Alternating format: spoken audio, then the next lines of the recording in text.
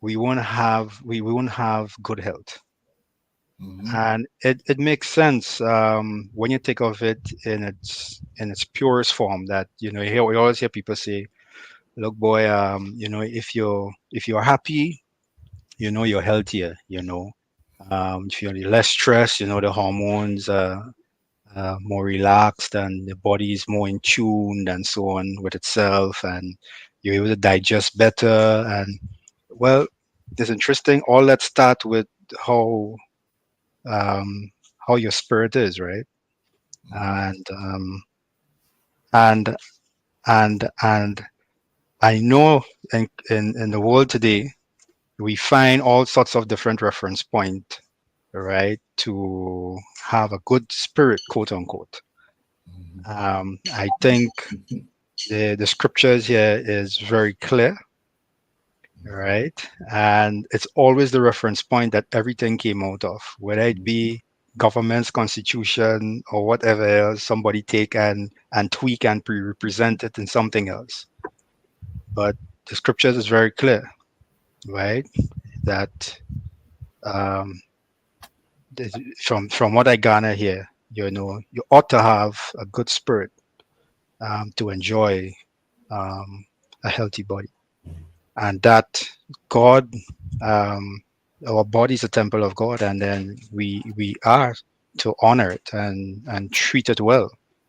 And if we understand that in its purest form, that we'll know why it is important to treat our bodies extremely well. All right. Okay, Hakim, you're up. Well, I think it's quite interesting that everyone started from the perspective of using a different version to kind of to bring this passage to light. This is one of my favorite passages, as you'll know, as a nutritionist.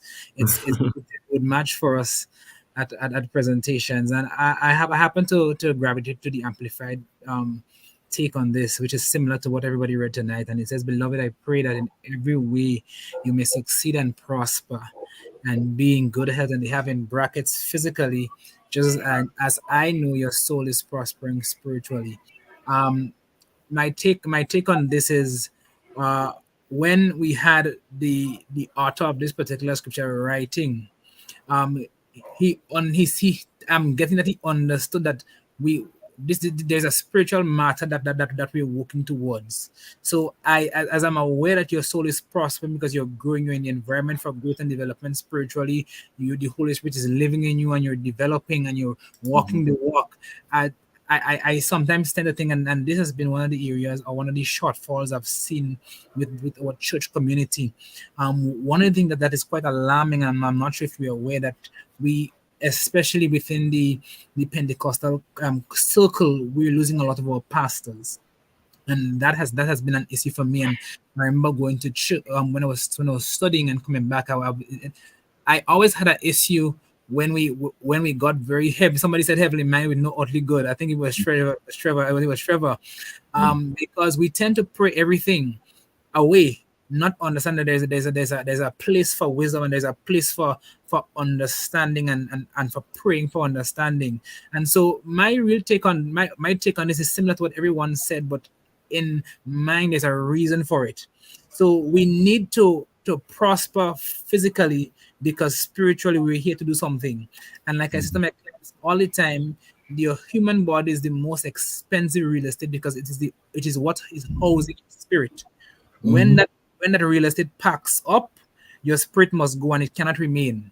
And so as believers who are here living a spiritual experience in a physical body, I think we must grasp that in order for us to be effective and in order for us to actually carry it, whether it's disciple, whether it's mentor, whether it's lead, whether it's holistic, whatever it is that the mission is that God is calling us, whether in our individual church, community church, and global and collective churches, we have to be alive to do it. And I think that's what we take for granted and something we just expect to be alive.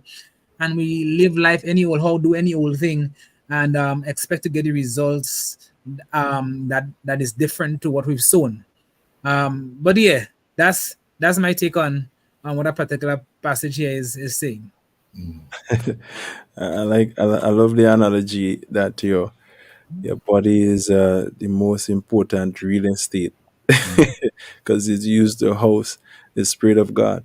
And you know, I remember Akim we did a program along that line some time ago. It was so in depth. You understand? That program has changed my life as a man. I changed my diet significantly and see, really and truly, it is simply what you put in, you get out. And a lot of times people want to put in junk and want to get out health. Like it don't work that way. You Thought. understand? And then you have some people, what they do is that they do a lot of this, a lot of bodily exercise. So they look good. They look good physically. You understand? You see them, they look strong and thing, but they still put in a lot of junk inside. So the muscle obviously is getting worked, but it's junk inside, sweets and all sort of old thing you're eating. You understand? So let's talk about this portion here. First Timothy um 4 and verse 8. It says, for bodily exercise profited little, but godliness is profitable unto all things, having promise of the life that now is, and of that which is to come. So godliness, as I said, in order of priority, even if you're thinking about living well, Yeah. godliness should be at the top of your list. And you could break it down. If you want to make a health chat, probably it should be something like, or maybe what you would want to call as a man your health priority chat. God first, me. So when it's me, maybe I'm eating good food and show. Also put it God first, sleep. So sleep is rest, exercise, or if you want to put exercise, rest. I might be able to give me a better, what my mind is imagining right now. In order of priority, you might be able to tell me better because I'm not a professional here. I'm just thinking out loud.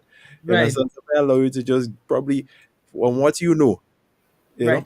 know. Well, for my perspective is we have godliness. Spirituality has to be the key because that's who we are at our most at our core. We're spiritual beings, and once we move from being living godly lives, I think we want to come to the physical aspect, but the physical aspect isn't just the physical aspect. Right. That's even broken up into mental and Yeah. other things, and Right. so emotional health and well-being, and it's a whole thing. But I think we can start spiritual because even that too has its own categorization.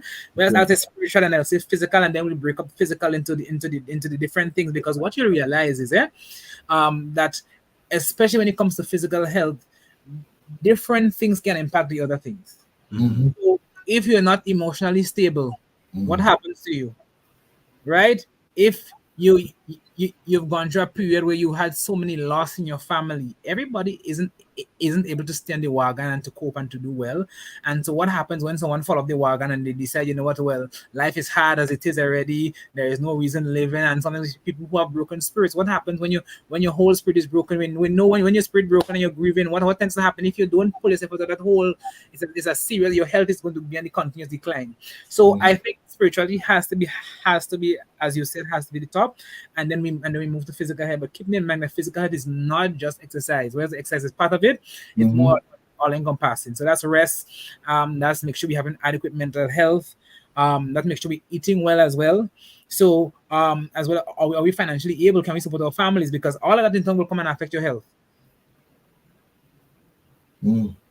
Yeah. It's You know, you know, Akim, I long for the day when I see as fellow men in Christ, we can begin to package things in such a way that is relevant to people's needs at certain times in their life. Right? We see, for example, how um, health, healthy living or lifestyles are packaged um, to genders based on a certain mode. So they say sex sells. So we know it's the environment is highly driven with that. So I'm going to package foods for the men in such a way that promotes, hey, this is good for the back or this is good for that. Yeah. or whatever, right? And that is what happens, you know, and it's very effective. Yeah. I mean,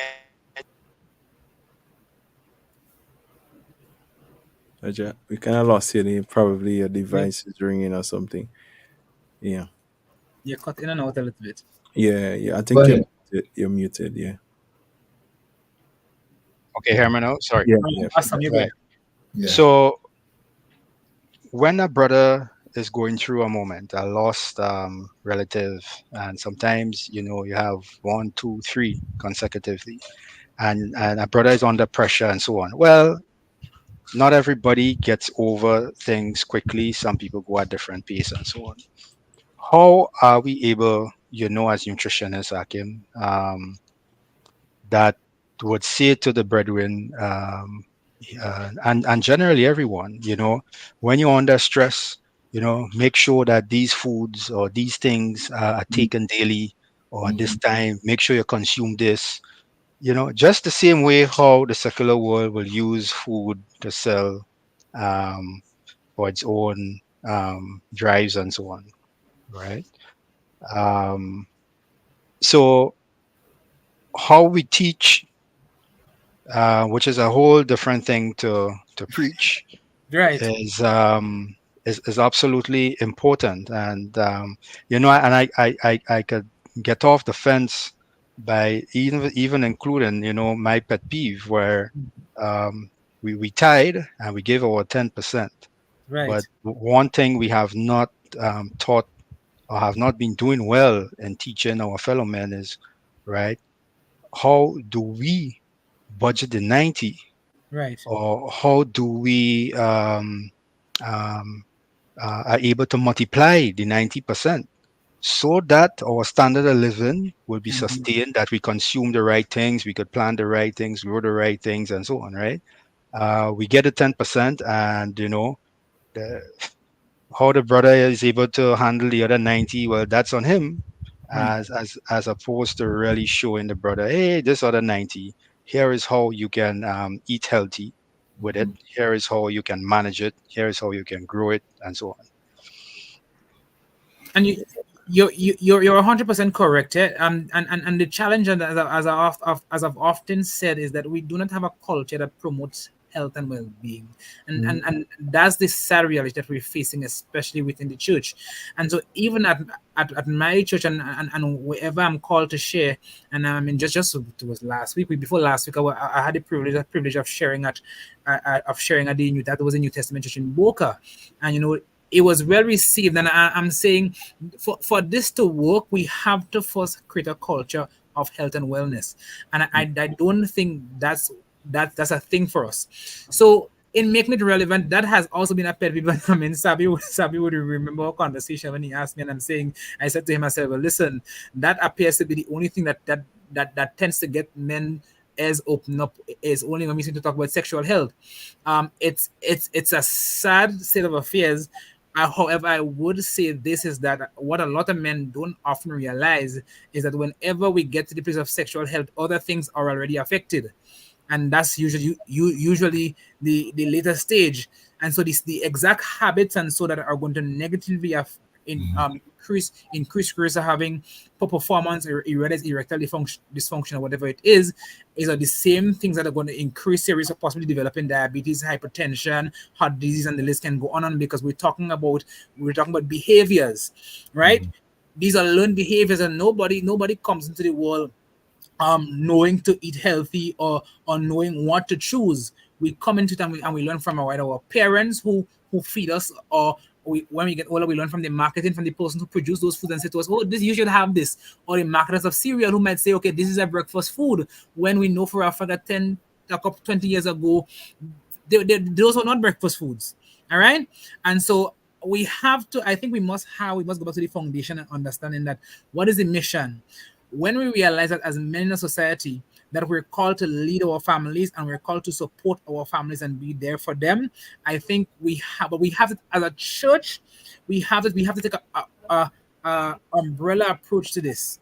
As we teach the gospel, it mustn't just be us doing the Sunday thing and doing the Bible study thing and omitting all of these, because what happens when a man is not able to care for his family financially? And we talk with Doctor spoke about the tithing and not being able to manage. One of the biggest pet peeve of mine is that I am finding that we have too much men in our society who uses alcohol as a balm for dealing with emotional problems. And everyone you go to, that seems to be what's promoted, and sometimes even in our church community, that might be a promotion. So I sit down home and I look stressed out. I ain't go over drink, but I will take a little drink, and this is what we promote. Promoting community, promoting an environment where we can talk and discuss it, confess your faults one to another, and this is scriptural. So sometimes I get that because we don't focus on health, we completely gloss over the scriptures and the parts of the Bible that are there to kind of help us get that holistic part that we need, so that we can actually say, you know what, if I deal with the mental aspect, then I know that we can focus and make sure that we're eating well.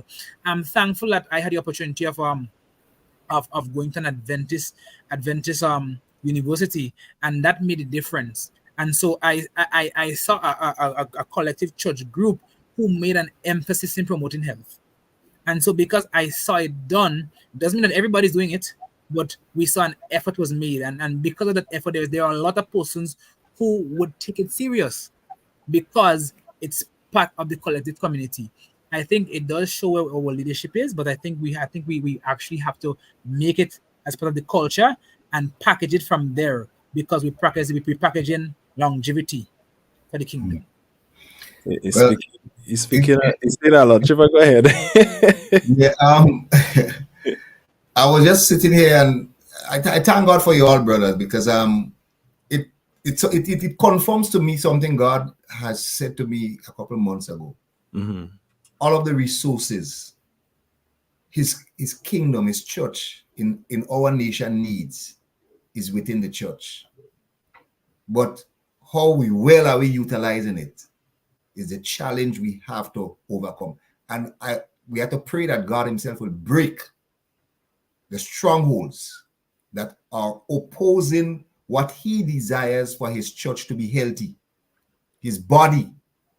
We are his body. If we are sick, how could we do the work? And that's what it comes down to. And that is holistically, not just now in terms of physical and emotional. Akim is right. The spiritual is so important. Now, when you look at the Bible, especially the Gospels, we see healing, which is directly related to good health, as a major component of Jesus' ministry. But what we have done is that we have tried to make ourselves the healer. So we don't care if people can say, come to me and let me pray for your healing. You understand what I'm saying? And daring, we have missed the boat. That's fascinating. We want to be the healer, which we cannot. We are just the stream, the instrument God uses to pray for the sick. He said, if you pray. So we don't mind if people getting sick because we go pray. And if God heal them, he heal them. If he heal them, they die. You understand what I'm getting at? Yeah. But we have to, as we are right, we're on the right track in saying, hey man, you could take care of yourself, because there are other scriptures to substantiate it. Jesus what? When he healed, he tell them, go and be well. Live healthy. You understand? The woman with the issue of blood, she got healed after how much years of sickness. Why did Jesus restore her to health? Because he knows healthy body, healthy soul, healthy spirit. And the list goes on. All the sick people we see that got healed in the Bible. Hezekiah, we see even Job himself, who we use as a model of faith and perseverance and endurance. Hey, man, let me not speak in tongues here, but it's telling us that your health, God, what is at the end, God, what? Restored him to good health and all the other things that follow. You understand? Yeah. So it conforms to us, man, that bodily health, physical health is critical to pleasing and serving God in the way that he wants us to. And we have a lot of work to do. I mean, tonight we just scratching the surface, because from what I'm hearing here, we are just beginning to say, hey, this is something we need to look at. I have an next point here, but I'll stop here because as I was saying, I took some notes on something that came into my mind, in my spirit as we were talking. But I'll stop here for us to have some further discussions. You know, Brother Trevor, if every church I believe has a vision for its members, Mhm. right? Ultimately, that you, I think in a nutshell, that is members to live in accordance with the Holy Scriptures, right? But however that is worded, I'm not sure how well we break down in what I'll call on my job those strategic pillars and objectives that will drive that vision. Mhm. Mhm. And if we did, and if we are doing it, you will obviously healthy living will be one of those. Mhm. And of course, when you set objectives, it forces you to do something about it, Mhm. right? And that is how we are able to get things cascaded down in a seamless way. Everybody in synergy working towards the overall picture, right? And I'm sure once that is done, we'll see good reason as a church, for example, right, to collectively farm all those products and so on that we need, that we can get at, at very reasonable prices for ourselves. Than because a lot of the good stuff are very expensive in the groceries, right? But Mhm. if we are growing it because we understand the importance of it for our bodies, and in fellowship we all taking part in making sure that this is successful. This farmland here, right, is very productive. Then we able to share among ourselves and our communities. Mhm. We have healthier bodies, healthier communities, Mhm. and what a great way to evangelize. Mhm. I'm here and I'm just thinking, um, and the portion of scripture that came to mind as I'm there thinking is from Matthew chapter 18, verse 19 to 20. It says, "And again I say unto you, that if two of you shall agree on earth as touching anything It shall be done. that they shall ask, it shall Mhm. be done for them by my Father which is in heaven. For where two or three are gathered together in my name, there I am in the midst of them." And in the discussion that we were having, this portion of scripture jumped out at me in a different light. In that, we are encouraged to fellowship and pray and to grow spiritually. When we come and somebody say they ain't feeling well, we spend so much time worried about the person, praying hard, fasting, doing all that we can to ensure, you know, in a spiritual sense, we believe God can make that person whole. And we come together. Now, when we come together like that, right? We come together. Coming together is coming together. Two or three together is still coming together. And if we come together in that light to say, here what's going on? We want to be healthy together. So what can we do together to make sure we are healthy in a holistic? How can we culture the way that we are functioning? Brother, what are you eating? What's your family history like in terms of, do your family have diabetes? Is it a case where there's a cancer in your family, a history of that? Okay, what are you doing about it? Have you tested yourself to see what's going on with you? When we speak to each other in as a body of believers and we encourage each other and motivate each other to be healthy, not only in terms of a spiritual sense, we encourage people to have healthy marriages. Again, if your health is not well, if you don't have a healthy body, your wife will be frustrated, your children will be affected, your whole family will be affected because your money have to go towards your health. So when I go to the supermarket and my wife say to me, "Boy, that chicken breast is stripped. It's expensive. I say to my wife, my love, I cannot eat it. I cannot eat the paper. But what I am buying with the money, it will add health to my body. So when one bell pepper is $20, brother, to be honest with you, I thank God for the $20 I have and I buy the bell pepper and I eat my salad because I know I cannot eat the paper. God give me life and he helped me to have the money. I work and I get it. So what I have it for? I have to make healthy choice. And if it's expensive, I can implant in it, but I know what it's going to do for me, then so be it. No, I understand for some people it's really difficult, right?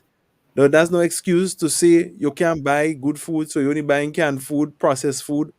You understand? Eating all these things and you don't even know what's inside of it, and you're weighing on the body. And when I know trying to eat and be healthy, right? Trying to understand my situation and eating accordingly to that. Akim, we did a real extensive program on that, Roger. I should get that one and share it with you. It will blow your mind. You understand? And when you why should you then? When I healthy now, I come when I should be praying that God bless you and someone that Lord heal him. Lord heal him.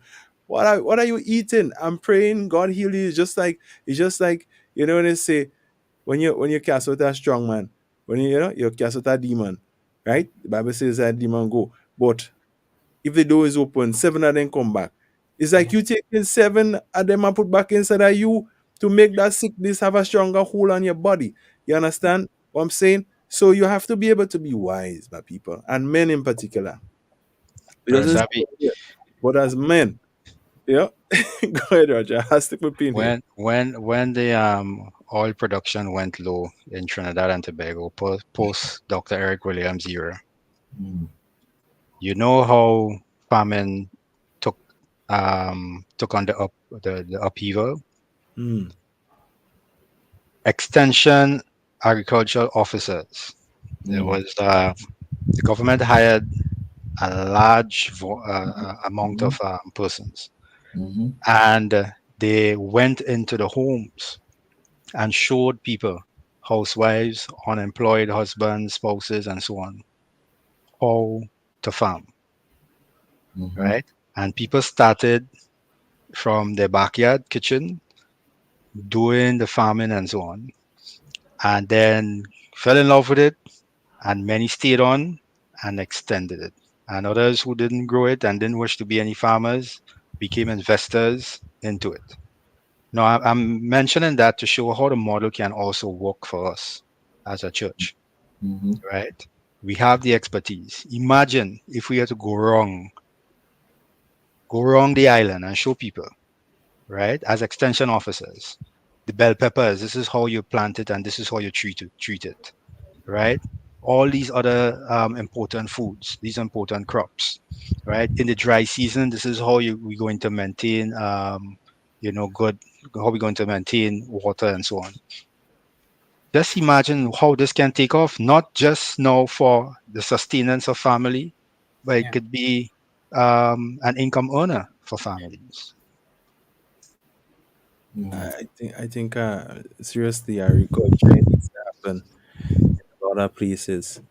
You know what I mean? And sometimes men are to be blamed too, because men will go to the supermarket and buy snacks for their children. You know what I'm saying? They find it too hard to buy the fruits. Yeah, a They mango tree probably at don't your better. house. You know, you have a mango tree at your house. All the mango falling on the ground and spoil. You know what I mean? You have fruits. There's never a moment when it doesn't have a fruiting season in Grenada. Dry season, rainy season, there's always some fruit. 2 or 3 of them you can get in season. But we men need help, you know. It's how Explain, I explain know yourself, some Roger. men. Explain yourself. I know some men who goes every year Yeah, to Maribo Propagator and other yeah, places and buy plants. uh, And you see them for the last every year for the last 10 years. No, the fact that I'm seeing them tell you that I'm one of them too. All right. But because sometimes we don't know. I mean, I try. right? Mhm. Okay. And where I live, though it's I probably only have about 2 inches of soil Yeah. on rock. Right. Okay, um, but hey, what? Not everybody is blessed with to be a farmer. But Mm-hmm. just like I was saying earlier on, I may not be able to farm, but I'm able Right. to buy the bag of fertilizer for you. Yeah. But for me, I know I'm not much of a farmer. So at the end of the day, I just always say, here what going on. Well, the farmers have to make money to feed their family too. And God knows it. One man can do all. So some will plant and some will buy. And Right. I'm one of them that will buy. I will Right. support your business because I don't have time to go and plant. I know some men say, well, oh, you can plant something. Yeah, when the rain falling, I made a little thing outside with some PVC pipe. I put some lettuce in it. You understand? And they grow. And they grow Right. lovely. So I save my money that time, but right now you know what's going on. So but there are some farmers they have land that is close to the river. And as much as things may be kind of tight to the water, they can still pull something from the ground. You understand what I'm saying? That is Yeah. running. So Yeah. you will still get some watermelon and think, I'll buy it from you, don't But worry but I here. believe but I believe God has designed man in a way that he uses his hands. Mm. And if we're not using it in the land or to build something and so on, Mm. I can almost guarantee you that if you attempt at building something, at farming something, there will just be a natural inclination or satisfaction about what you did with your hands. That's That is something that true. I have It's true. observed Mm-hmm. about men. I'll never forget the day when some pumpkins grew wild and I didn't do much, but I had a lot of pumpkins growing, and I felt proud about it. I took quite a bit and I sold it to um, a supermarket in Wester Hall, and I Mm. made some money. And the thought just came to mind at that point. Maybe I could resign my work and get into this, right? Never want to be a pumpkin farmer. But then Yeah. again, it's an awesome idea if you But understand everything it about was pumpkin. just satisfying that Yeah, you put something down with your hand. You probably just throw it, but you plant or you build, um, something that you could look at. It's something with men, right. right? And I think if we could get that out of the man of the house that is supposed to be priest, Yeah. right, and everything else, Mm. right, you cannot negate the importance of his role as a farmer too. Great, great. Akim? Sabi, I'm hearing a consistent theme across our conversation. We Right. need help. We don't know, and it always brings me back to Hosea 4:6. Mm. My people are destroyed because of lack of Knowledge. knowledge, Right. and because it has rejected knowledge. So it's not a lack of praying, or it's not a lack of worshiping, or lack of type of offering. The reality is that there are things that we don't know, So, and so I think we also need to put a great emphasis on knowing and Mhm. knowing what we need to know to help ourselves. We hear, but either it is some of us decide we need to do a lot of backyard farming because the reality is, um, I said we're talking about buying, but the reality is, if every person at some point, this is a hypothetical scenario, and let's say everyone somehow got the money wherever they got it from, and they were able to see that we're a healthy nation, we're eating healthy. If mhm. every Grenadian decided to go to all of our grocery stores and buy all the healthy food that we have available, we would not have enough for everybody to get. True. That's the real reality. And because I'm in the grocery so often every single month, and I'm looking at the fluctuation of prices and on what foods we have, it's not going to happen. I'm always advocating for for food security and for us doing something more on a larger scale and really promoting, because listen, we have this is the environment we're living now. What happens to us in the next drought? Are we going to be caught off guard and in a scenario where now, as I said to us, we can't use the water to plant, and what about our farmers who don't have access to a river or close by a river? I've often found it is three issues with us, Is either one, we don't know, we don't have the knowledge, we is lack of planning, right? Or is lack of commitment. Is either one of those three things I've always found to be an issue. Anytime we have a challenge especially with men who whether you hardly see them in the clinic period, and you only see them in maybe it's a little healthier passing around, and they say, you know what, we talk with focusing on men's health, and somebody drag them or bring them, or you know they get some kind of vaps and they say, you know, well, I'm going to come. That's the only how we see them. So it's a very difficult thing. I think I don't think it's impossible, but I think we have to get to the place where we realize as men, as men, we have to go past the basic, go past the bare minimum, and not just saying I don't know, or not just saying buying vegetables is expensive, because we know it is, but life in general is expensive. But we learn other things, and we whether we learn a new skill, we learn plumbing, we learn something to save a lot of money when times come, we figure it out. I just long to see a day when we can move past the difficult scenarios and move into what can I do. Yeah. I mean, you all have touched on some of my area, my focus, my technical training, etc. And just today I was in this meeting, we were in here facilitating, and that team came up again. The issue of poor soils is resulting in poor nutrition. All right, and more and more we've seen the linkage, because we have failed to adapt biblical principles. Rest in the land after the 7th year. You understand? Allowing it to go follow. We have abandoned those biblical principles. So we are paying our price. So what we've seen actually is that you could eat as much as you want of a product. It will still not give you the nutrition you need to stay healthy, because what it's pulling from the soil is the bare bones nutrition that is then now converting into the product, the food, there is the lettuce, the tomatoes, etc. So if you were to examine the roots of some of those crops, pineapples, etc., you would see that the root itself is very poorly developed and sometimes looks sick itself. You know, so that's why people complain about, they go to the store and they buy imported cabbage or carrot, etc., and they keep it in the fridge and it rots away. It dissolves. It basically breaks down, and that's because it is not soil-based production now with healthy nutrients. A good healthy soil. It's a poor soil, right? A poor medium. The soil will become just a media that you put it in, but you're packing in chemicals. Right. So luckily for us in Grenada, we still have fairly healthy soils. And that is one of the reasons why we need to plant.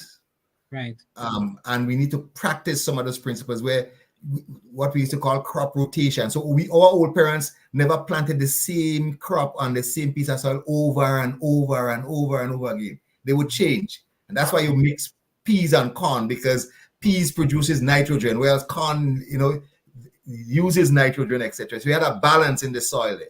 But we have abandoned a lot of those practices in the rush for quick cash, right? And I've abandoned wisdom, really. The book of wisdom. The Bible tells you that, you after the 7th year, rest the land. God say with the 6th year, He will give you abundant produce, and so that you wouldn't starve, you wouldn't go hungry, you wouldn't, etc. But we have abandoned those. And I took a note here because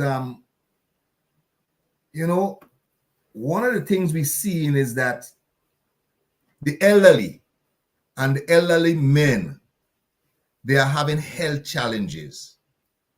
And part of the reason could be because after we stop, because we think we're getting old, we stop eating healthy. Because we say we are so cultured now that we think that we're going down.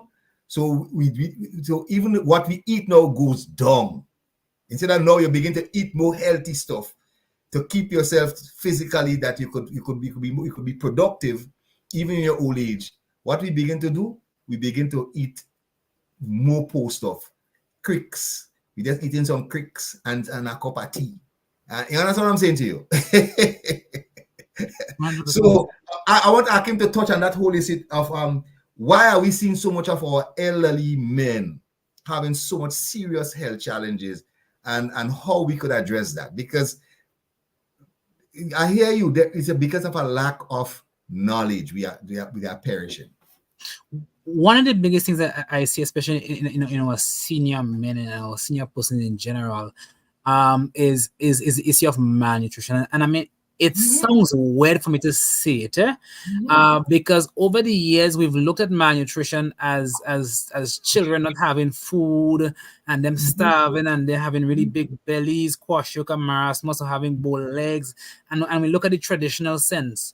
However, being out in the community and having to visit some people at home, I've realized that we have a lot more senior persons, a lot of our men especially, coming down with some severe cases of malnutrition, and not malnutrition to the point where they may not have no food at all to eat, but it might be that what they're eating isn't just not enough to meet their needs. One of the biggest challenges I see, especially with men, is sometimes depending on the work that they do, whether it's construction, some of them tend to have damages to the spine.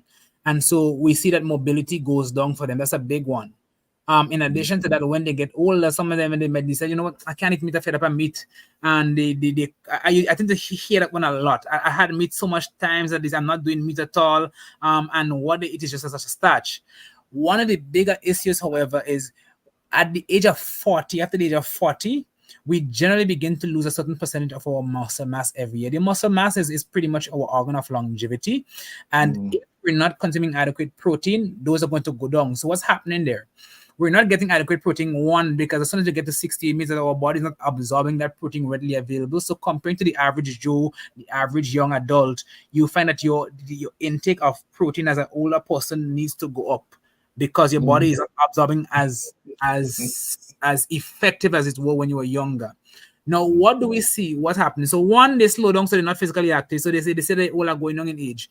Two, it might be that we weren't careful practicing proper lifting, damaging our spine, so we become physically inactive. So one, we are inactive, our muscles are not functioning. Two, we're not consuming adequate protein, but guess what? The body still has to function. So oftentimes the body is going to come and it's going to pull from the muscles, and it's going to break down that muscle tissue to produce energy for whatever the demands of the body is. And that's one of the bigger, the bigger picture is this. We look at particular food groups like protein and certain foods, and they might decide, I'm not consuming modified. So you mentioned Cricks. A lot of these foods that we generally tend to consume because it's what's available to us are usually void of nutrients. So when you look at food, I'm not just looking at a particular food, but I must also look at the food that I'm consuming and the nutrients that I'm getting with it. So it means that if I'm not consuming a healthy food, I'm not consuming adequate protein, chances are I'm not getting adequate magnesium, I'm not getting adequate phosphorus, I'm not getting adequate calcium, and there's a whole host of nutrients that we're not getting. If you're not doing fruits and vegetables, it might mean that you're not getting, you may not be getting adequate phytochemicals and phytonutrients and the antioxidants that are going to help fight your body, especially in an environment that we have that's so toxic today. So we have cigarette smoke, car smoke, all these toxic chemicals, whether it's farmers using pesticides and they are abusing it, all of these toxins, we either ingesting it via food or we breathe it in the air, and we're not trying to combat it. Understand that the food that we eat are living in the same environment, and they have developed mechanisms to protect themselves from these retardants in the environment. And that's one of the issues why I tend to see, especially as men, we tend to go down. So one of the bigger issues I'm seeing is malnutrition.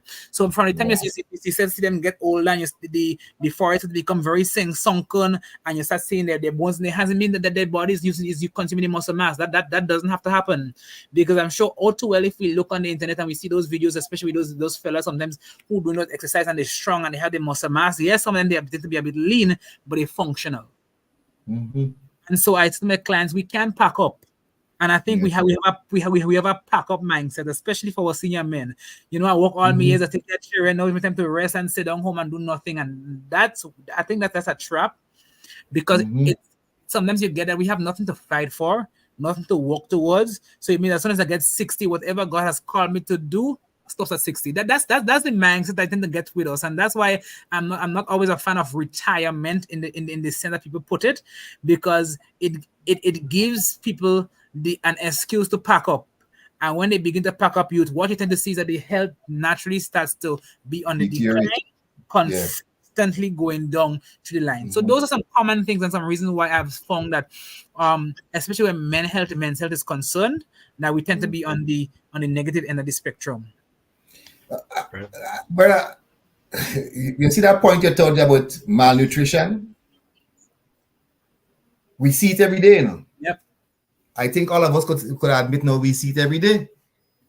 And I think some of us could sense that there is a need, a desperate need. There are a lot of malnutrition at senior citizens. Yep. You know, Young people too. yeah.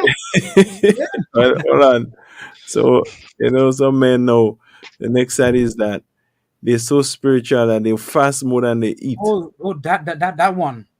And, Don't talk for that one.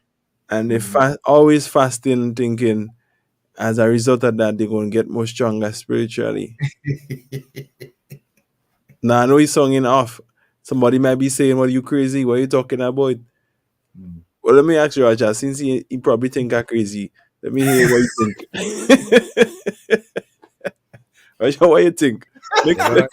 Make sense of it, let me see. Interestingly, I was just looking on YouTube the other day how to fast. Right?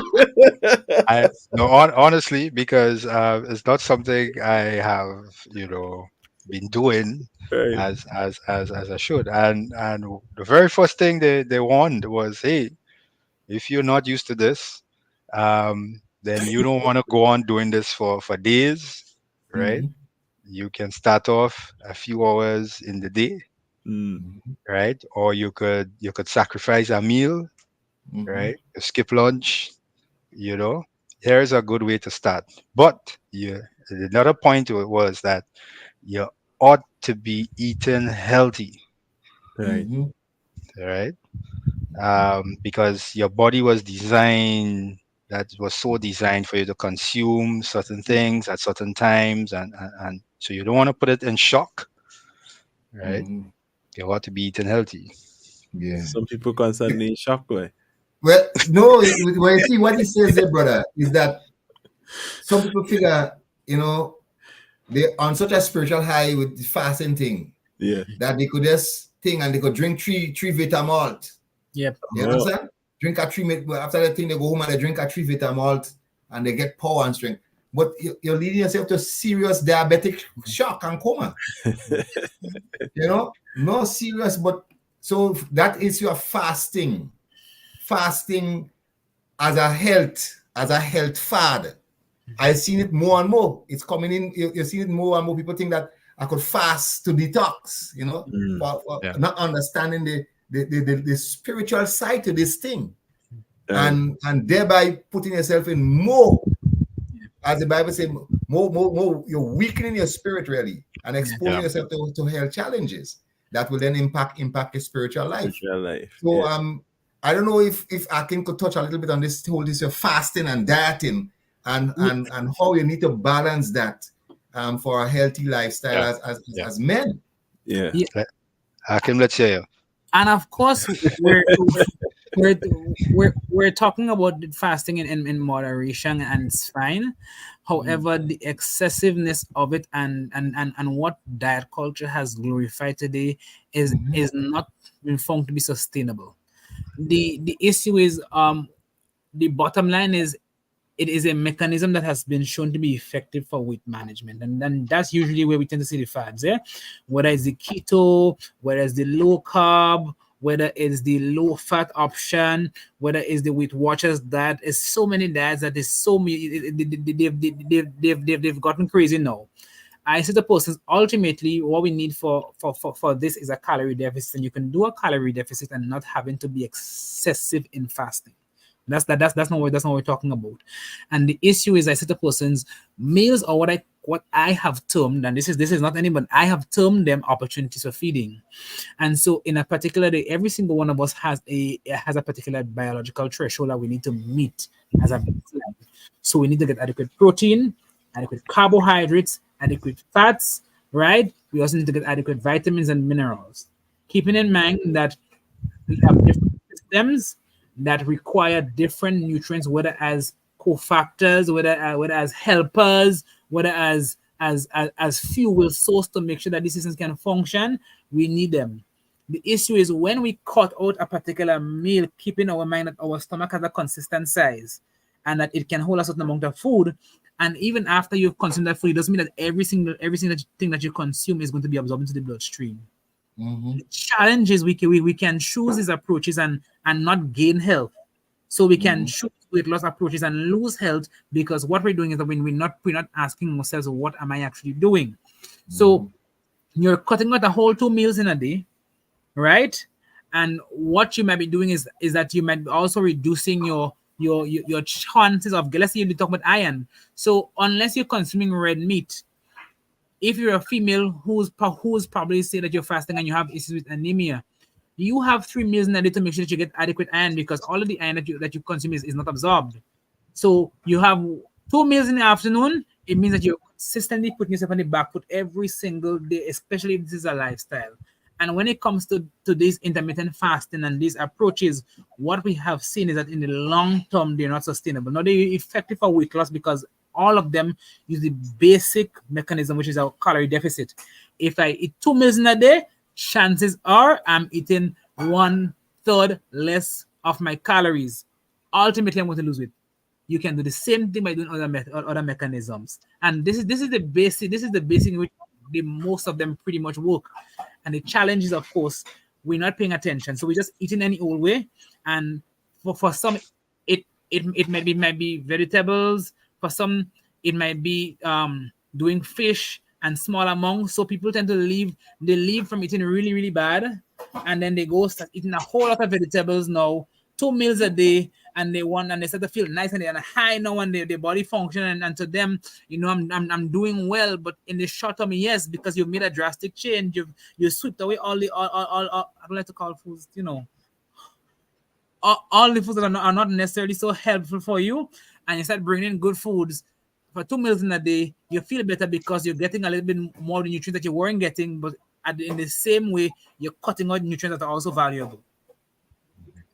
Could I ask? My son asked me this some time ago, and I thought it was a very interesting question. Where you sit, do you see the technology going in a way that, if not soon, at some point in time, I can wear something on my hand or such that will tell me as the day is going, this is the optimal level of calories I'm supposed to have or carbs or whatever. Right. This is your level now. So I know, okay, I need to increase this. Eat some fish. Well, I have some real time measurements of. Well, I'll tell you this: it might be ways off from having a watch to actually measure your intake, your blood intake, and tell you what it is. But that we have very, very close data. So there is something that is called Chronometer, and it's an actual app that once you plug in the food that you consume, if you put in by the amount you consume, it's actually going to give you actually detailed report for the day, breakfast, lunch, and dinner of the nutrients, the calories, the vitamins, and minerals, and where they are. And so I have also used this as a way of kind of gauging to see what some days might look like for me, and what some days what might be some not so great days. So we do actually have a lot of those apps, and I'm not talking about MyFitnessPal. That's one of the bare minimum ones, but we have other apps that you can actually use on your phones to track your intake. And I can maybe just see if I can find on my phone and show you. But we're close. Yeah. But outside of the app, right? Right. We still, I haven't seen or do not know where to find, for example, in the Grenada context of what a meal plan should look like for the week, Sunday to Sunday. Right. Brother Chura, you laugh. I wish I could have. The ministry has a nutrition thing, with the nutrition thing. So I'll tell you. So I keep looking there. I'm happy to share with you. So the Grenada Food Nutrition Council published what is called our food-based dietary guidelines for Grenadians in 2020. We do, yeah. Right? And it's on Hope FM. So if you go on our Facebook page or you Google food-based dietary guidance for Grenadians, you will see we have a graphic that kind of gives you a distribution of what you should pretty much focus on in terms of food for the day. Generally, when I see clients often, I use the basic food groups and I ask a question: how much, how often? Is there any particular group in here that you're not consuming?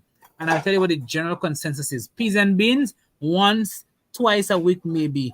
Vegetables once, twice a week. Starches, Rice staples every day. every single day. High Meat up. every single day. Pasta oils, for 5 to 6. Water Look at for it. no matter what. That's the general consensus you can get with the population. And so I said to us that the guideline really is a meter that we can really use to evaluate where we are. And generally, the single most important thing anybody anywhere can do for yourself and for your health is to make a special effort to consume more vegetables and fruits every single day. Even though that's the single most important thing you can do. Cut down on your starches and increase your fruit and vegetables. That's it. You know, interesting that Akim saying that because right, I had to make some changes. I remember and when I went back on the Facebook, YouTube and thing doesn't lie, so I went back and I was looking at that program. I said, "Who is that man?" Roger, I talk about a man now, 25 pounds more, and you weren't seeing it all the while until one day I was looking back at that program and said, but wait now, who is that boy? That is me. You know what I mean? I can't imagine you bigger than you are now. I have to Boy, say I'm that. telling you, 25 pounds more, right? And then I can talk about the drastic measure. So I took the drastic measure. So I cut off all my carbs, right? Stop drinking juice, no sugar, no flour, nothing, man. And then my body draw down like quick and fast in the space of 3 weeks to a month. About 25 pounds drop off of me. You understand? So my dietitian said, "You're crazy? You can't do that. You can't." One day I walking in tongue, I felt I was flying, man. My head was light. I was like, yeah, what going on here, boy? It's like it's a different kind of feeling now, but then I realized now something ain't right, boy. So when we said talk about balance, so then I had to go and I had to readjust the thing. You understand? So and it's about making healthy choices too in terms of what you Yeah. buy and what you eat. You understand? Yeah. So in reality, I've experienced that, and it kind of stemmed from the program we were talking about, understanding your family background and knowing what to eat. I mean, I try my best not to buy stuff in tongue on a daily basis. That has been when I have to do it, but if I'm hungry, then I'll buy. But then I see what at the end of the day, as Hakim said a while ago, sometimes we trying to only eat the healthy. But yeah, some other little thing. Not that it's not healthy. It's not best for you. And one of the things men must understand in culture in a healthy lifestyle is that pay attention to what your body is saying. You understand? You might eat something and your body tells you, don't eat that or don't eat much of that. Cut off Yeah. there. Right? Listen. But some men don't listen. They're drinking rum, they're getting drunk. The body's saying, listen, too much rum, too much alcohol. But you're still drinking more. What's wrong with you? You understand? And after you see what happened, how you feel, you get up in the morning and you go back and drink again. Yeah. You're That's a smoking. You know what I mean? So, what you saying, Hakim? that's a conversation I think as a nation that we have to have um on a Friday afternoons. Mm-hmm. I am really concerned with the next 20 years for Grenada. Yeah. I'm really concerned. The amount of men I see on a Friday afternoon, whether it's at the market or in front of the bus stop, now consuming alcohol, and the way that it is promoted as a way to deal with stress and to deal with situation when it's bad, or just as a way of socializing, or even the carnival scenario, is really, really, really concerning. Concerning so much to a point that I don't. Cancer has been the single most leading cause of death for the last decade. Mm. It's gonna be for the last decade, and I'm not sure if your eyes have been open like mine and you've been on the lookout and you've been seeing it, but we have a lot of people with cancer. In Grenada. Yes, And you know why? tell us why. No one asking you. So No, because one, obviously, I think one, smoking, we smoke, the smoking, and the not even drinking, if you're not smoking, but we have a lot of cancer causing agents in our environment. Right. and we continuously reintroducing them to the body ever so often, and we're not consuming the foods that are going to help protect us from it. Yeah. That's the thing. So the equation that I like to say to people, if you look at a rusty nail outside, or you look at a piece of construction building, and sometimes you see those pillars that break off, and you see those steel after a while slowly begin to get exposed, or even if like, you're painting and you see it begin to rust. That rusting is oxidative damage from the environment. The very same thing is happening to us. It's happening to us on a day-to-day basis. And because it doesn't look like a rusted nail, doesn't mean that it's not happening to us. You cut an apple and you leave the apple outside for too long, you could say yam, same oxidative damage. However, you realize if you squeeze a little lemon over it, we see that vitamin C, of course, is going to provide that antioxidant benefit to it, so it's not going to rust. That's the same principle. So with us, even with a lot of the high blood pressure and thing that we're seeing, a lot of it is oxidative damage to the body. It's exposure over time. And when you look at people, we generally not consuming fruits and vegetables, and these are the foods that you have to consume. Most times it's starch, and like I keep saying, I understand where it came from, but we have to at some point. We have to at some point move past, and I really identify with the story. And I can appreciate it, seeing what I'm seeing now here in Trinidad, because they have done a lot, and though the health situation might still not be as great as they would like it, what I appreciate is that you can go to the market, you can go to the street, you can go to Charlotte Street, and the abundance of fruit and vegetables is there. And it's even though some people complain that the prices are expensive in comparison to what we have to pay for it in Grenada, I happen to think it's fairly inexpensive. But of course, we have to have it available. Yeah. I wanted to next thing about that. Could you tell us quickly, because it's something I struggle with, and I often see it, when we partake at meals and so on in the corporate environment, persons not showing at what point in time the fruit should be eaten. No, based on the best scientific evidence that we have available, we don't have anything that says eating fruits at a particular time is somehow better. I have seen some extreme situations where I've seen persons who don't consume breakfast and all they do is do fruits in the morning time, and this they have done 20 years, and at 20 years down the line, the pre-diabetic going into diabetes, not necessarily a great place. I think balance is always we can have our fruits like snacked in our snack times. We can have it like around our meal time, but I think we should generally have it in combination. Right. So when it's part of a meal, do you eat it before the meal or after the meal? Yeah. I haven't seen that it makes a difference, because again, you're consuming it with the meal. The issue is what we tend to do in mango season is turn down the pot and consume way more than we need to. And of course, fruit of sugar. Mango. So if we consume a lot of mangoes, 4, 5, 6, 7, 8, 9, 10 buckets and pans and basin of mango, because that's all we want to eat for the entire day, of course we're overloading the body with a lot of that sugar that we don't need, because we're not walking from nowhere to nowhere in no time and no place at all. We're not doing this kind of craziness. And 2, it still doesn't have all the nutrients that you need. So when you do that, it means that other systems are actually going to be suffering. So meal pairing is something that I promote quite often. And so if you cannot do one mango, or you cannot, in your head it's inconceivable, because I have people say that, listen, you're mad. How you can eat one mango or eat one slice of mango? I hear this so often. What about combining it? So have it with maybe some peanut butter, have it with a handful of nuts, have that fruit. It's about adding different things so that you're not just eating one single food group in abundance. Overall, if you have it with your meals, we have no evidence that it's an issue. Great. So, except etiquette, table etiquette.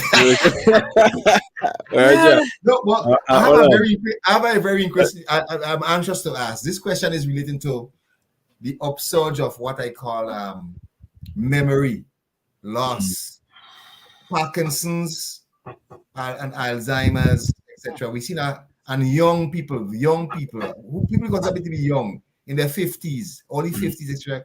coming down with these. Could you speak to that? And because I have certain, from my observation, I think some of it could be linked to nutrition. Yeah, Uh-huh. but you, Could you speak to that a little bit, my brother?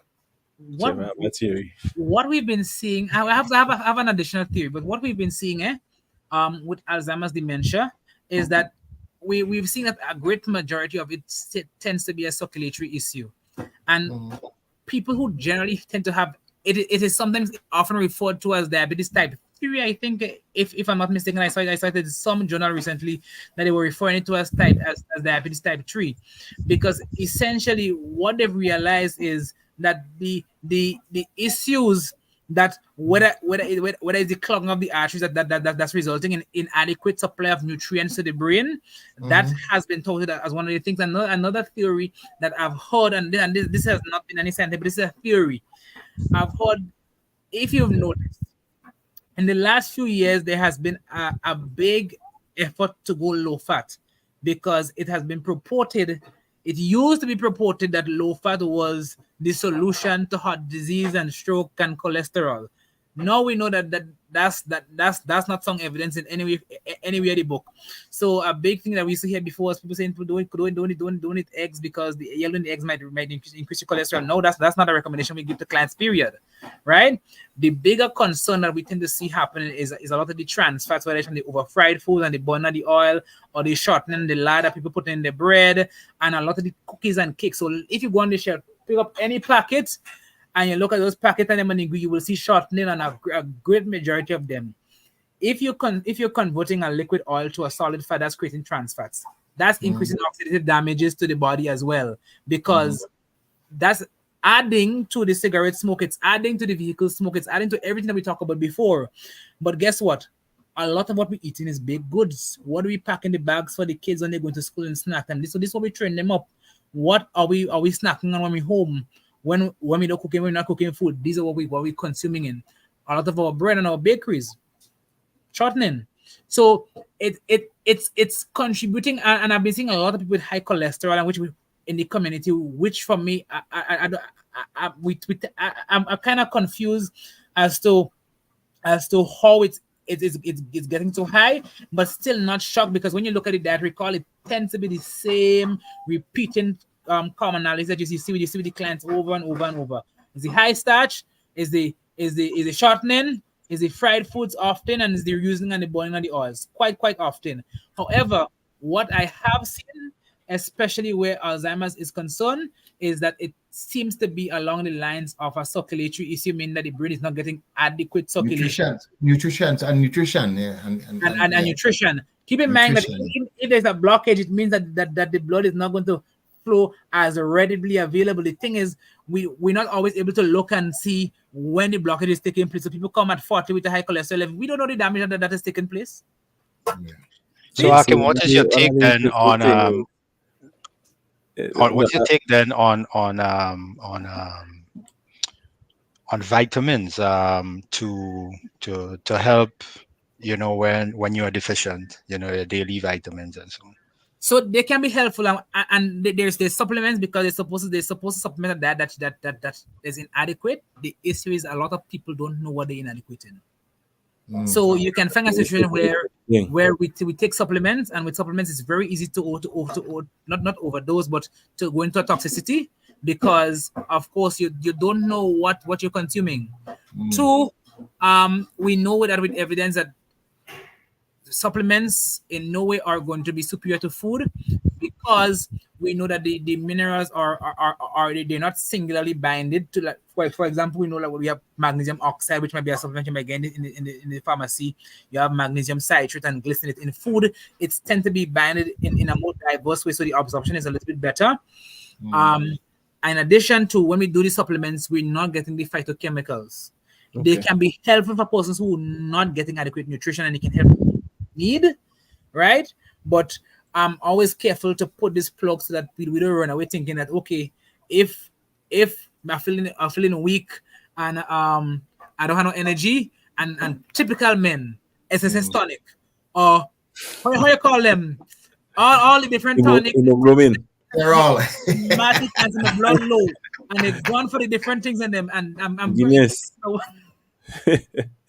And that's Yeah, what- that I get that one. Things I have to get that one because I get like a noise, a little pops and clicks on your side. That's why I'm meeting you. So when you're to speak, you just on mute.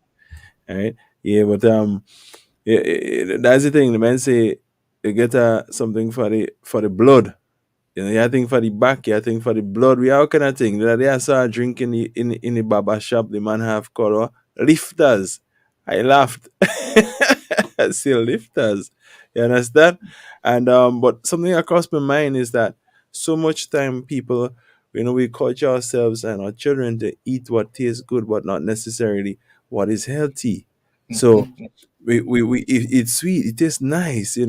I was just having fun with my bigger son the other day, and I was saying to him, I'm sure you can't stay away from something sweet for a good 5 days.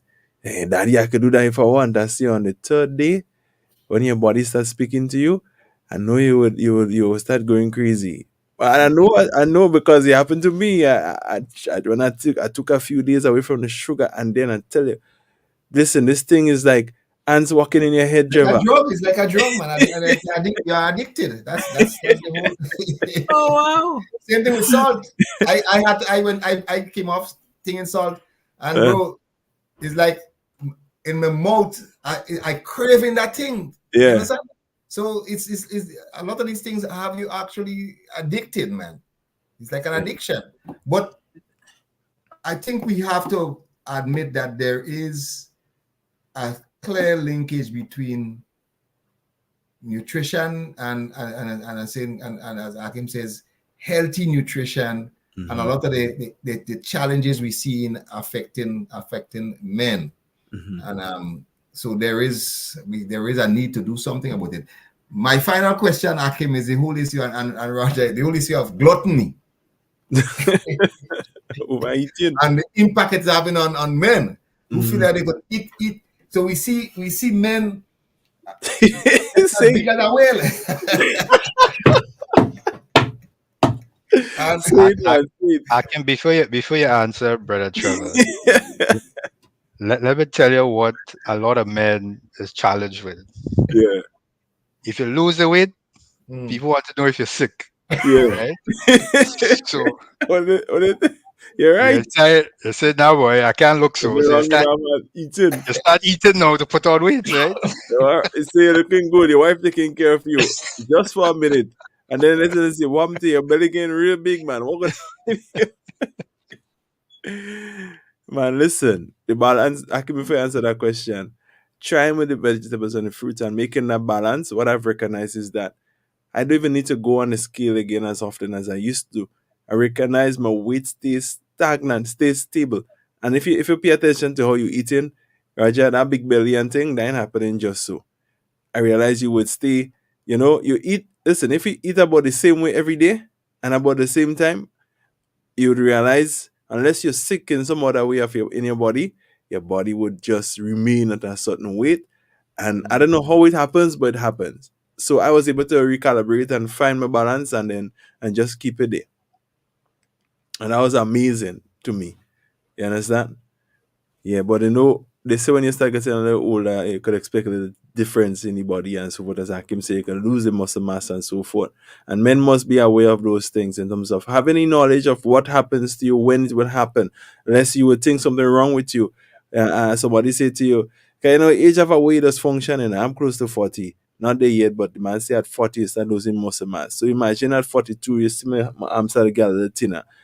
I didn't know that until now. I say we always gonna learn something, and then I might say, nah boy, what's going on, nah boy, losing muscle, boy, and I gotta start eating different now, trying to put back on fat.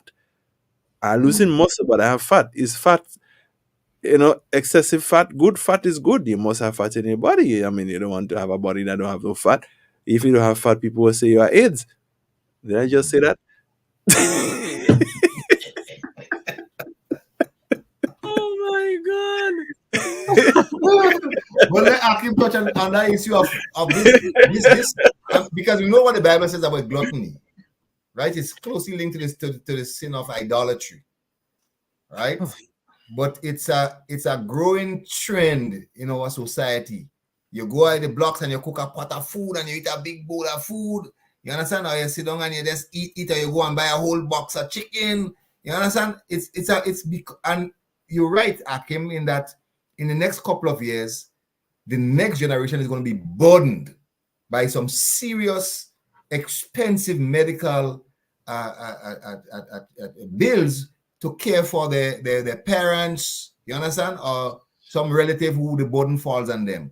And the problem, what's going to happen in the society is that there's going to be a breakdown because people are going to be abandoning their relatives either at the hospitals or on the street, etc., because they can't care for them.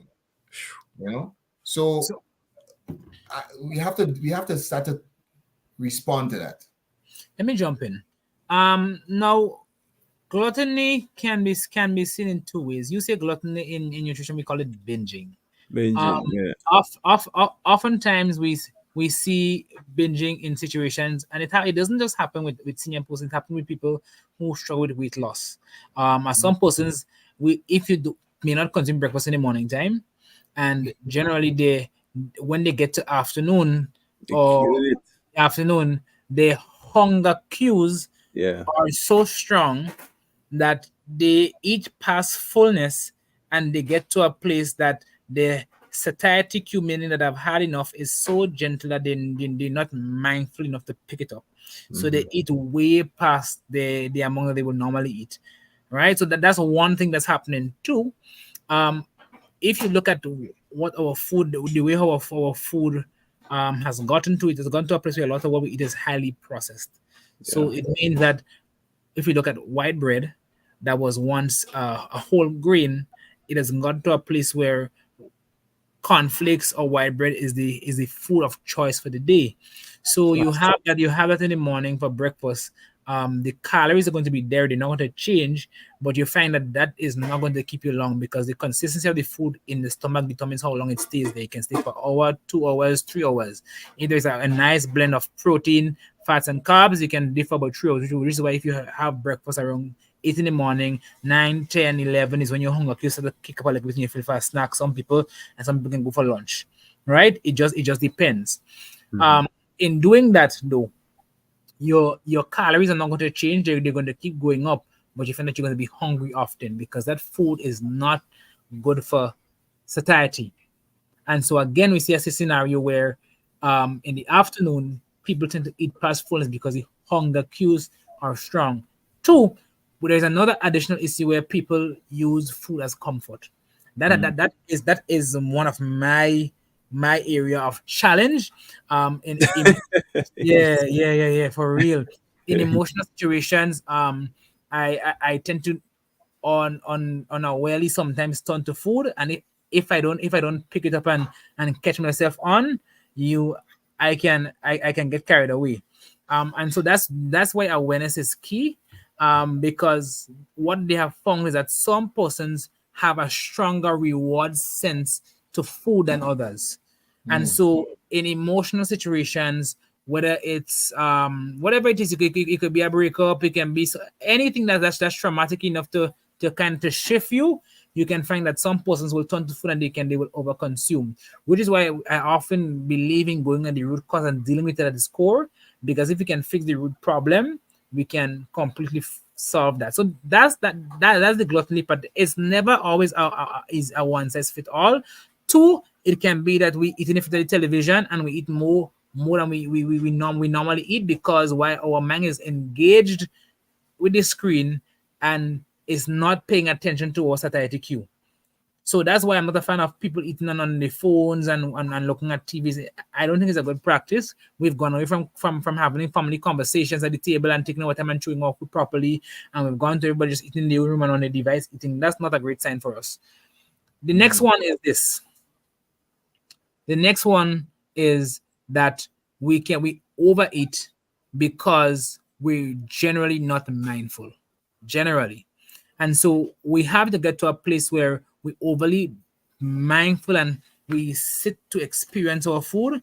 And so it doesn't have to be TV. It can be just engaging. When the fellas on the block and they're drinking and they over consuming alcohol, the ability to self-regulate and say, okay, well, I've had enough, or that isn't there, and so it's a lime and it's a party, so we everything else get carried away, and these are some of the reasons. But of course, every person has to understand what the individual reason is, be aware of it, and know how to manage it, because we all have our different, what I call weaknesses, to the point of the weight loss. Whenever we lose weight, and that's why I say to people, we don't never want to lose weight. You want to lose fat.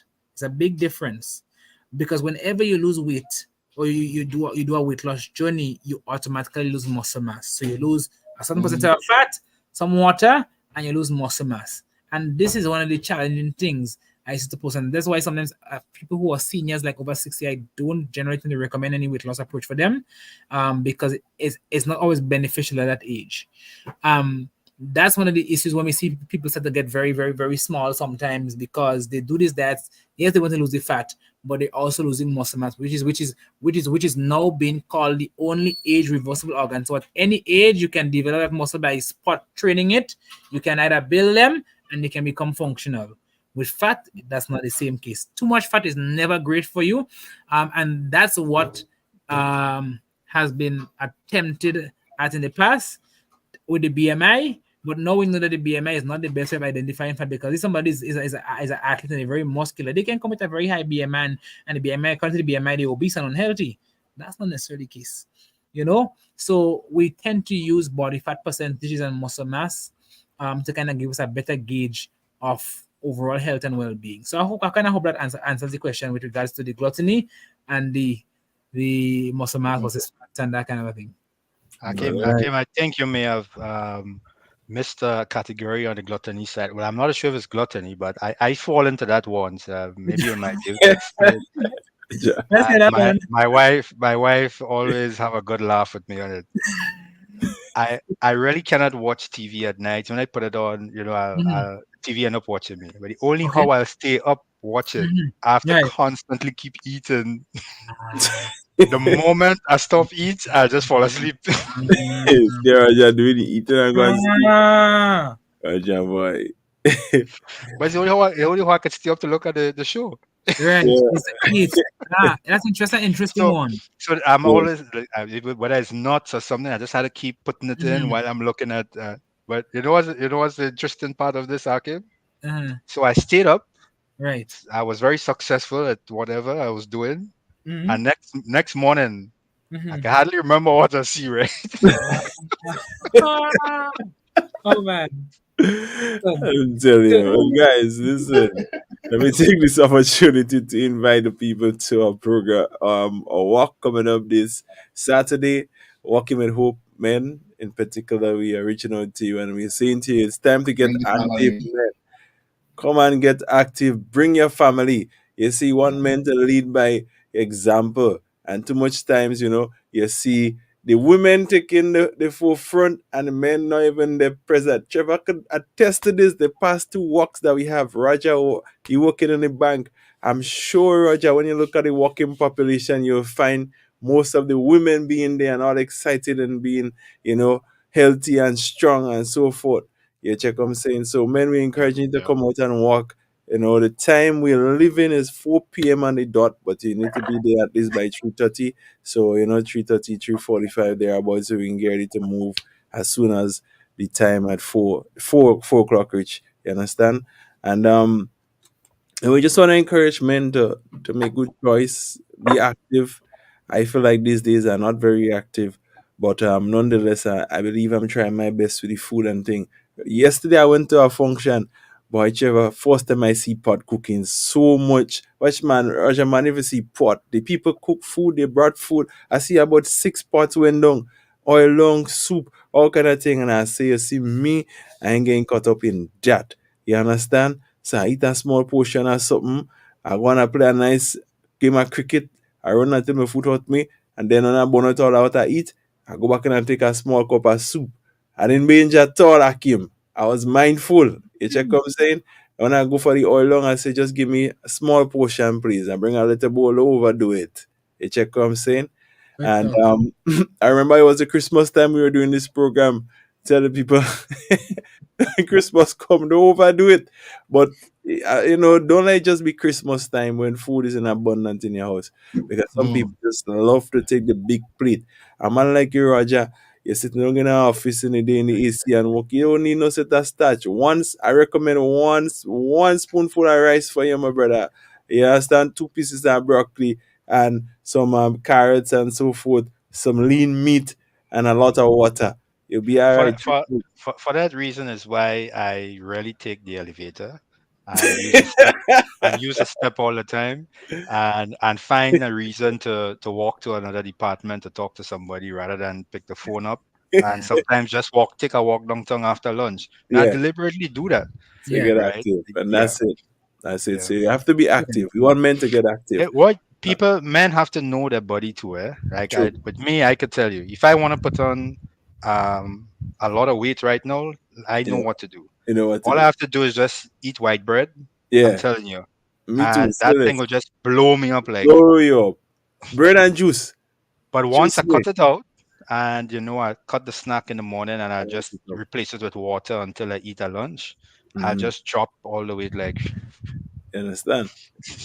And you have to know that. You hear that Godfrey Gray? You need to know what to eat so that the belly don't grow, bro. Pardon, I can talk, don't worry. But one of my takeaways, something Trevor said that stuck with me, and I never thought about it like that. Because you could be eating a lot of imported food that you deem healthy, but just the way it was grown, how it grew, you understand? It becomes unhealthy. It looks healthy, but really and truly it doesn't have nothing much in it for your body. So I think we need to become intentional in terms of what we eat. Even the water that we drink, I pay attention now to that. Refined water versus spring water. I still read the label on the water bottle and decide which one is more healthier for me. Because some of them had nothing in it when you look at it. Yeah, it had nothing in it. Some just have a bit of salt. And that's I, all. I have a Yeah. question for not anyone, Mm, because it's real. It's what's happened out there, right? right. Husband and wife, um, both are working, children going Mm. to school. Both Mm. husband and wife come home late in the evening, Mm, right? Having to prepare consistently every day lunch mm, um, can be a real challenge, Yes, it and can. then finding the right thing to buy around town is another issue. Yeah. mm. How can we really manage this thing? Well, as a man, I have children here. So let me talk. Sabi busy guy. Let me hear how Sabi does do it. Sabi, tell Yeah, us. as a man, I have children here. Well, for me, like I said, I try to give my children on a daily basis as much as possible. So if I can't make it 5 days a week, then at Mm. least they must have more healthy than what I would say the unhealthy. Because when they go to school, in reality, they get some pizza or some kind of breaded hot dog or something like that. But let not be the everyday thing for my children. So I personally, I'm the chef in the house, right? So I cook. I get to choose what. My wife, she don't cook much, not because I don't want, not because she can't, but because I choose to cook more. I take that role over purposely so that I can have a little control. Talk softly. My wife listening.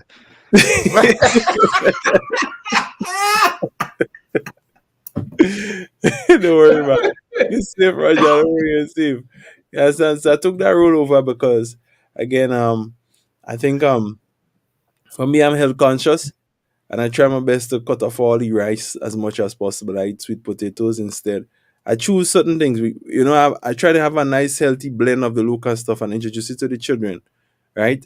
Obviously, kids, they themselves, so my kids in particular, one of them will eat and they love to eat, so they eat anything, and one is very picky. And when you have a picky eater, it becomes really hard because sometimes you give them good food to go to school, and trust me, bro, that one come back home with everything, no matter what. You understand? And I'll say, boy, good food is really expensive, and I'm gonna pile up everything. The dog has to get it. You understand? Whereas you would have wished they would have been eating the food. You understand what I'm saying? So I think yes, it could be a challenge, but you have to be intentional. I think if you keep feeding and you keep feeding the same way, then I'm also aware that I'm creating a something what I would say a shift from what I used to get when I was younger, right? Because back then, rice was a thing, fried fish and fried jacks, you understand, was a thing. So I try to use my spices, my ginger, my cinnamon. I try to be a chef and ensure it's not just about the salt or the sweets in it. So you get good flavor from all the local spices that we have. You understand?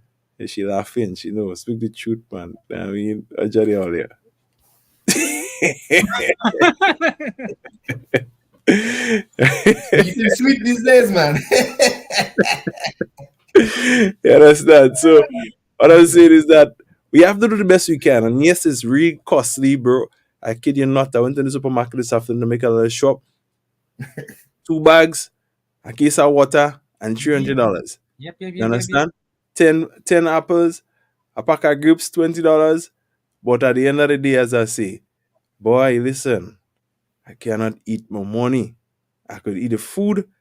I ain't saying I'm the most healthiest, and I do need 100% up there.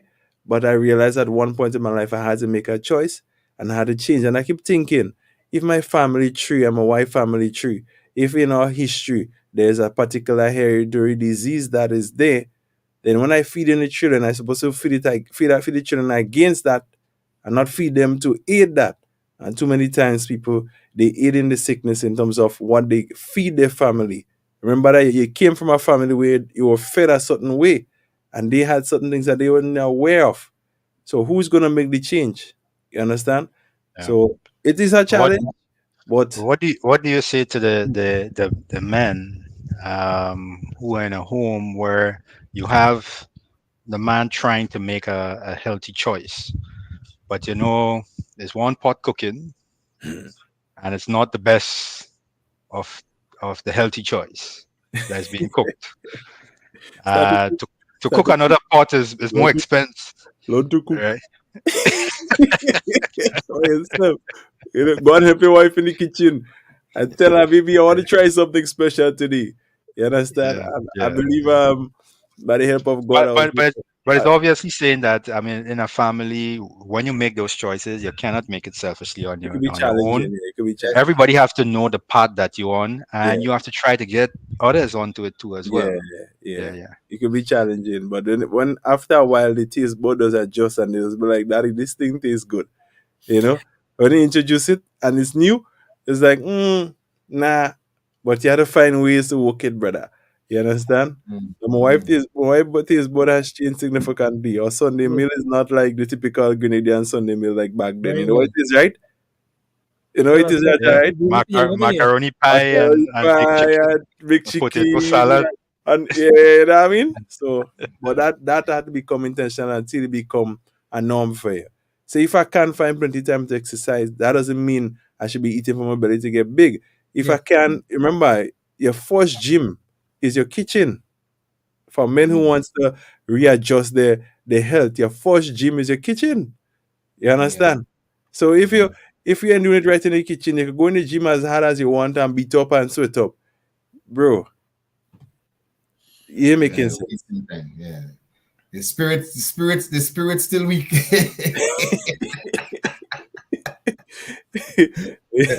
Shall give us the last words and then let me wrap up the program. Yeah, well, I think Kim hit it on the nail on the head, man. This body God has given to you. First thing is a privilege to be alive. Yeah, It's a privilege that God has bestowed upon us to give us the breath of life. that's right. And if He has given us that privilege, we should take it very seriously and do the best to take care of, as Akim said, that piece of real estate He has given unto us. That's his temple, and we have a spiritual responsibility to keep it in good health. So the text is correct.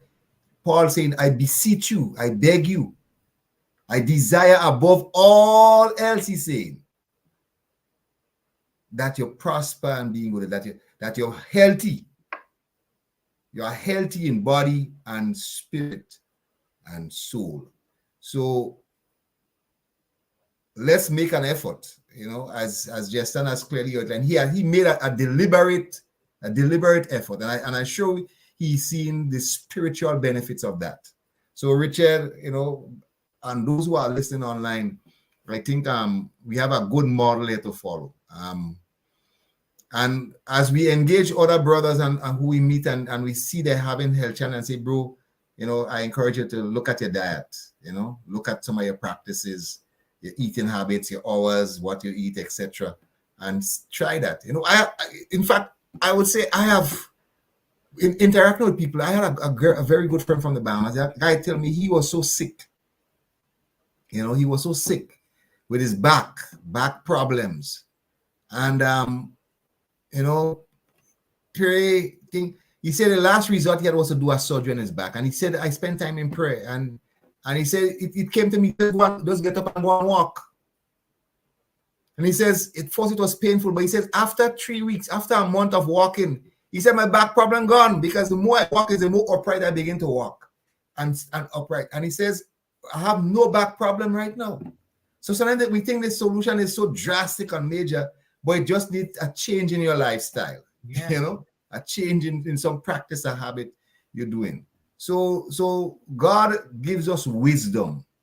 And Akim is right. We have so much knowledge and wisdom available, but it's one, making it available. And I think that we will have to do some more of these programs. And two is engaging people, engaging. So the health work will engage people, but of course, we want men to become, hey man, you've got to take charge of this thing that God has given you a responsibility for. So I speak a blessing over you guys. I really appreciate this discussion tonight. I see I have a colleague here from way back in the 80s. We went to school together. He's in the US and he says, I'm enjoying this program, I'm enjoying this program. So God bless you, Eric. Thanks for listening,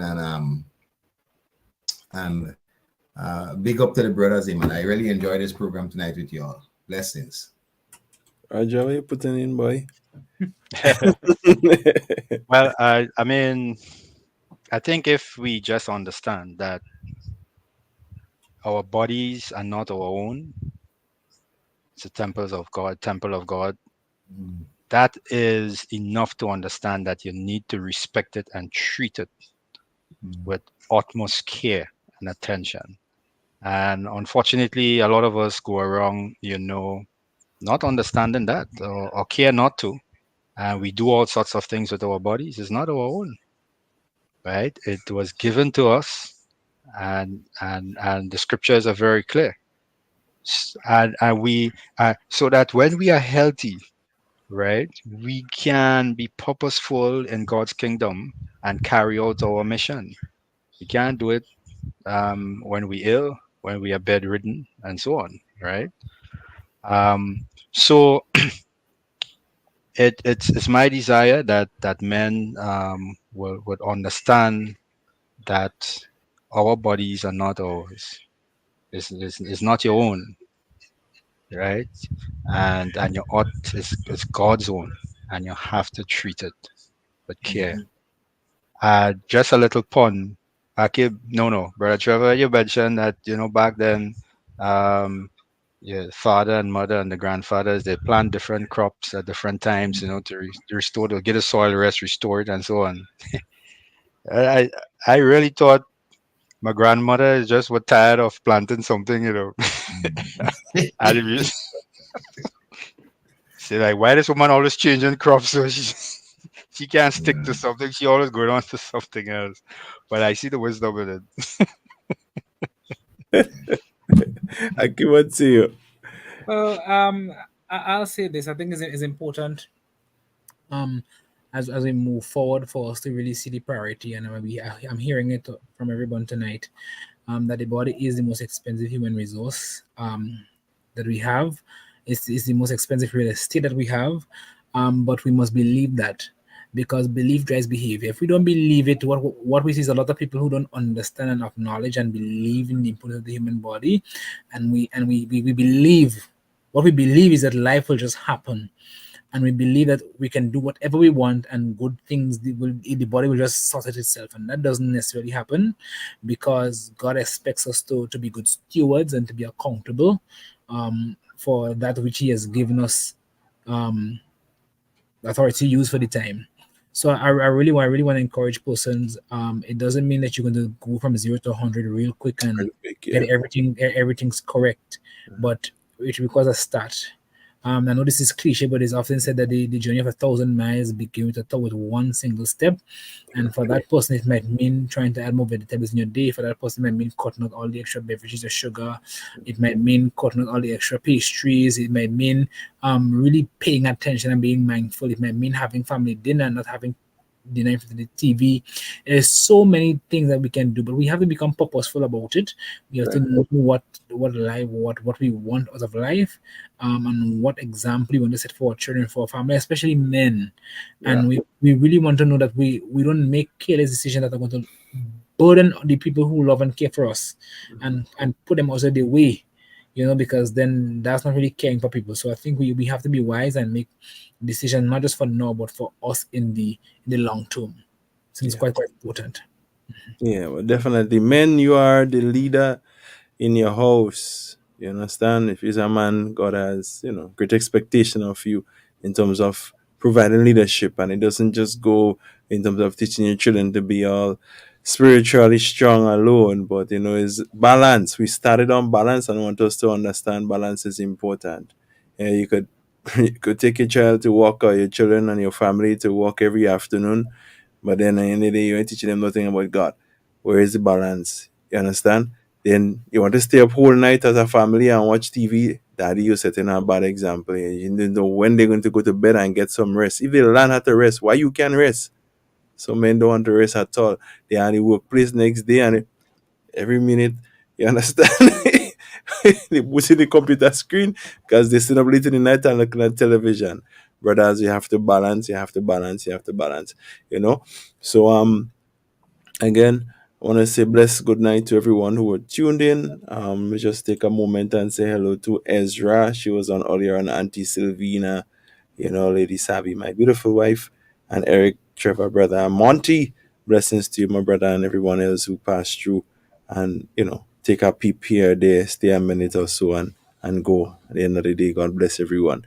So, fellas, good night. I know it's time for us to go and get some rest. You have to go tomorrow, God's spell life again. I'm looking forward to it Saturday. Raja, good to see you. You understand? Yep.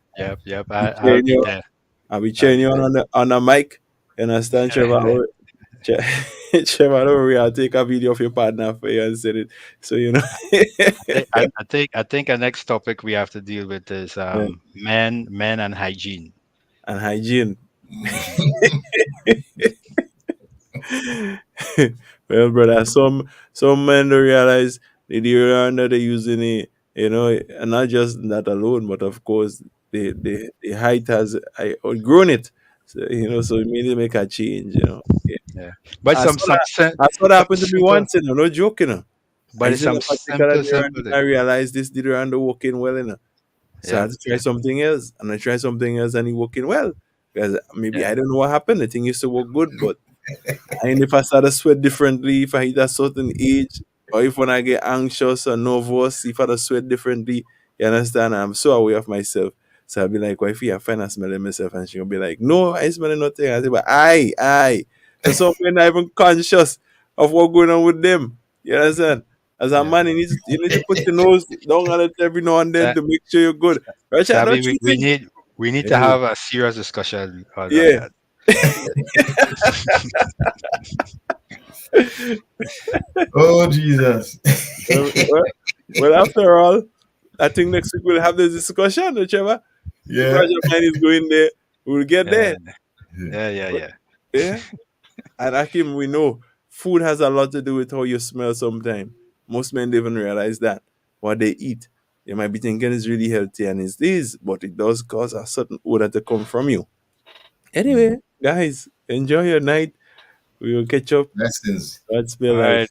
And good night, Akim. Night. Akim, thank you, Akim. Hold on, real quick. And for those out there listening, if you need a nutritionist, because I would tell you this much, I say, Akim, you need to give us some advice. And he say, check Dr. Duncan. She's going to give you better advice based on your situation. He was honest. And I did that. And trust me, I see some significant difference in my life. Just understanding what's going on in your body and making amends by way of what you eat can help you. So if you feel like you're struggling, Akim is with Grenada Food and Nutrition Council, and he talking about the clients and he goes here and there and so forth. you can always contact him. Akim, just tell us where your socials are and so forth. All right. You know. So you can find me on Facebook, Akim B. Williams. You can find me on Instagram, the Spice Isle Nutrition. That's THE Spice Isle Nutrition. It's one word. Instagram and Facebook. Right. And it's like that. Do you want anybody call you? You have a number? All right. So if you want to get me, WhatsApp is available 456-3547. That's 456-3547. The Spice Isle Nutritionist. You hear that? Spice man. He recommends some good spice food for you to eat. All right. Well, blessed night, brothers. You know, All right. if we take on this conversation, all you know, we stay in here and talk until 12 o'clock. Yeah, easy thing. But you know, you had to balance again. You see, even then, you had to practice balance. Eh, Trevor? Yeah, man. So, guys, blessings and good Thank night. you. It's a pleasure. Blessings. Good night. Blessings.